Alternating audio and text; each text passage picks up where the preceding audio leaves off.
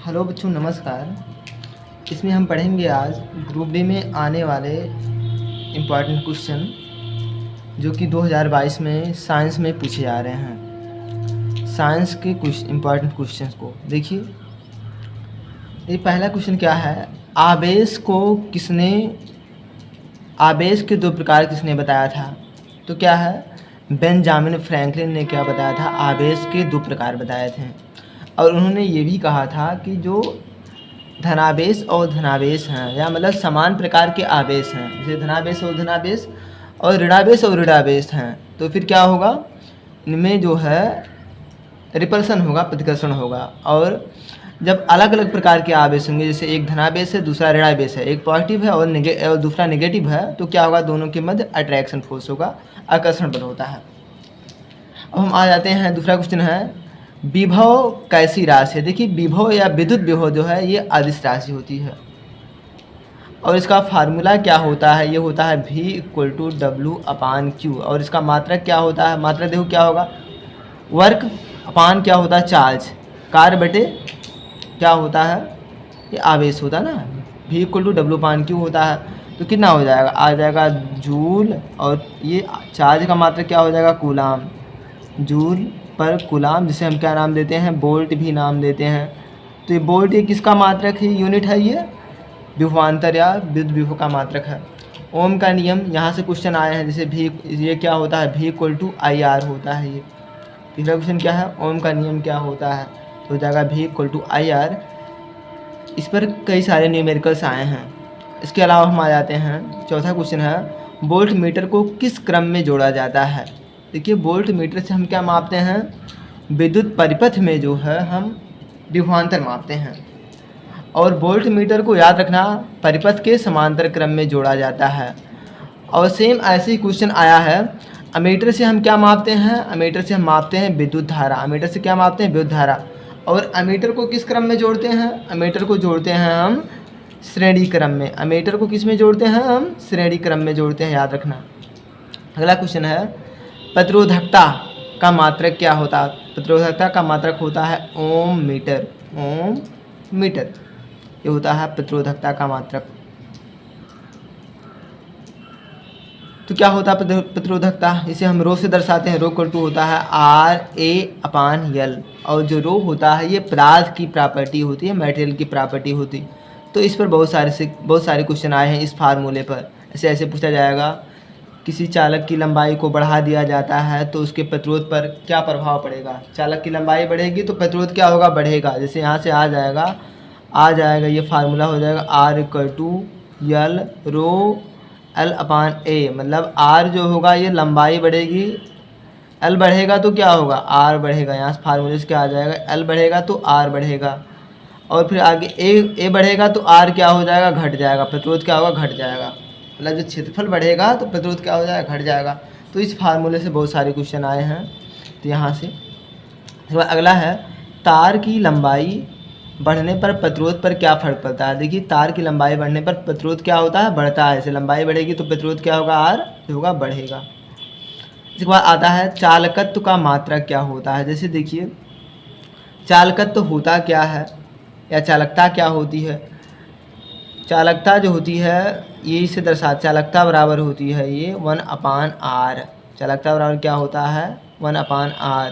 तो मात्रक क्या हो जाएगा, 1/ओम आ जाएगा, 1/ओम, जिसे हम क्या नाम देते हैं, महो, या फिर क्या देते हैं, या ओम इनवर्स या महो। इसका मात्रक क्या होता है, यूनिट क्या होता है चालकत्व का, साइमन होता है या सीमेन होता है।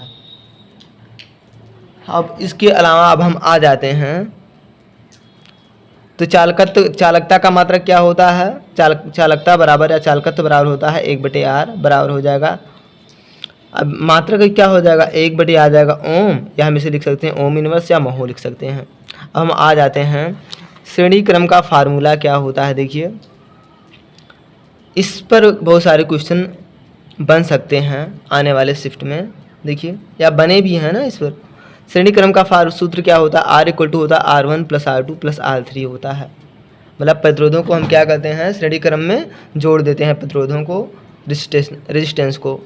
इसके बाद है बल्ब का फिलामेंट किस पदार्थ का बना होता है? तो बल्ब का फिलामेंट जो है टंगस्टन का बना होता है, और टंगस्टन में क्या होता है, इसमें जो इसका उच्च प्रतिरोध होता है और इसका उच्च गलनांक होता है। गलनांक कितना होता है इस टंगस्टन का?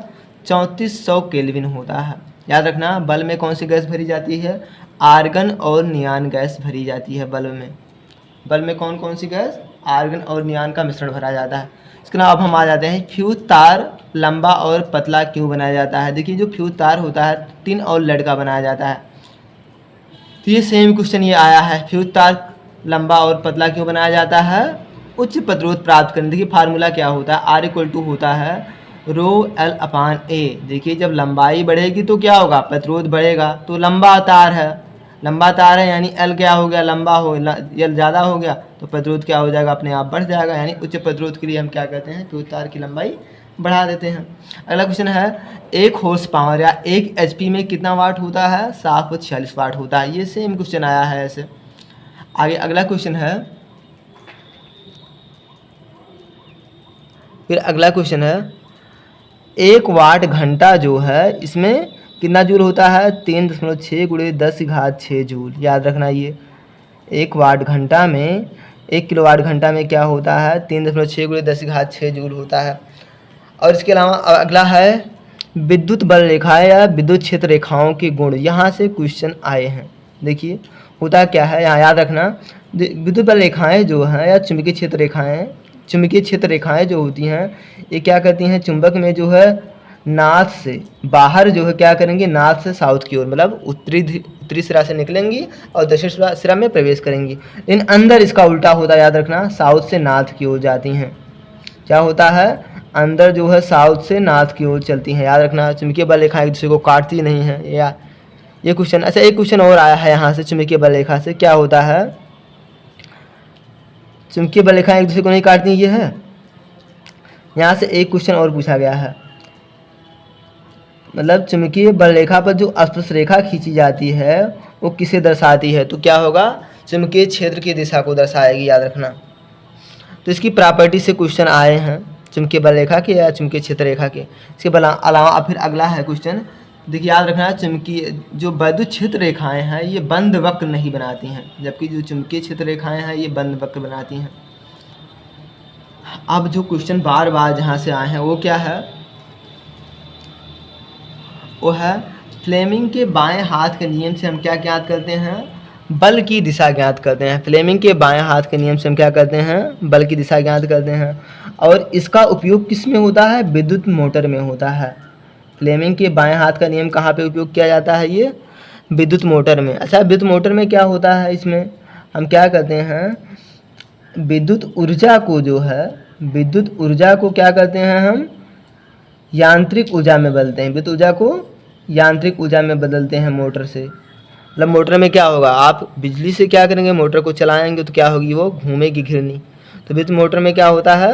हम विद्युत ऊर्जा को यांत्रिक ऊर्जा में बदलते हैं इससे।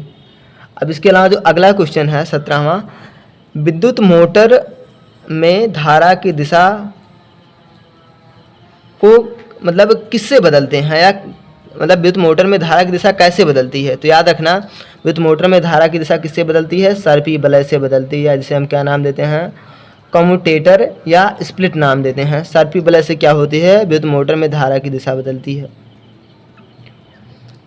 अब हम आ जाते हैं, देखिए, और अगला क्वेश्चन पूछा गया है, फ्लेमिंग के दाएं हाथ का नियम। फ्लेमिंग के दाएं हाथ का नियम किस में उपयोग किया जाता है? जनरेटर में या जनित्र में उपयोग किया जाता है। फ्लेमिंग के दाएं हाथ का नियम किस में? जनरेटर में। और बाएं हाथ का नियम विद्युत मोटर में। बाएं हाथ का नियम विद्युत मोटर में और दाहिने हाथ का नियम जनरेटर में उपयोग करते हैं। अच्छा, एक क्वेश्चन और ये भी आया है, देखिए, जनरेटर किस सिद्धांत पर आधारित है? तो जनरेटर जो है विद्युत चुम्बकीय प्रेरण के सिद्धांत पर आधारित है। फैराडे के विद्युत चुम्बकीय प्रेरण के सिद्धांत पर आधारित है। जनरेटर से होता क्या है? इस जनरेटर से हम क्या करते हैं? जनरेटर से क्या होगा? मतलब विद्युत ऊर्जा उत्पन्न होती है ना, मतलब यांत्रिक ऊर्जा से हम क्या करते हैं? विद्युत ऊर्जा प्राप्त करते हैं हम। जनरेटर से क्या होता है? विद्युत ऊर्जा प्राप्त होती है हमें, यांत्रिक ऊर्जा को विद्युत ऊर्जा में बदलता है, ऐसे कह सकते हैं। तो ये सारे क्वेश्चन हैं जो कि बार बार जो है हर शिफ्ट में पूछे जा रहे हैं।